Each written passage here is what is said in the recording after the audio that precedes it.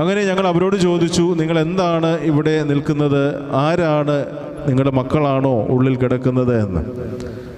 അപ്പോൾ ആ പിതാവ് പറഞ്ഞൊരു കാര്യമുണ്ട്, ഞങ്ങളുടെ ആരും ഈ ഹോസ്പിറ്റലിൽ കിടക്കുന്നില്ല, ഞങ്ങൾക്ക് തല ചായ്ക്കുവാൻ ഒരിടം വേണമായിരുന്നു, അങ്ങനെയാണ് ഞങ്ങൾ ഇവിടെ കടന്നു വന്നത്. ഇവിടെ ഞങ്ങൾക്ക് തല ചായ്ക്കുവാൻ ഒരു സ്ഥലം, ഇവിടെ 2 ബെഡ് കിടക്കുന്ന കണ്ടു, അതിൽ ഞങ്ങൾ കിടക്കുന്നു. അപ്പോൾ ഞങ്ങൾ അവരുടെ കൂടുതൽ കാര്യങ്ങൾ തിരക്കി. എന്താണ് നിങ്ങളുടെ പ്രശ്നം? എങ്ങനെയാണ് നിങ്ങൾ ഇവിടെ എത്തിച്ചേർന്നത്? അപ്പോൾ അവർ പറഞ്ഞൊരു മറുപടിയുണ്ട്, 3 മക്കൾ ഞങ്ങൾക്കുണ്ടായിരുന്നു, 3 പെൺമക്കൾ.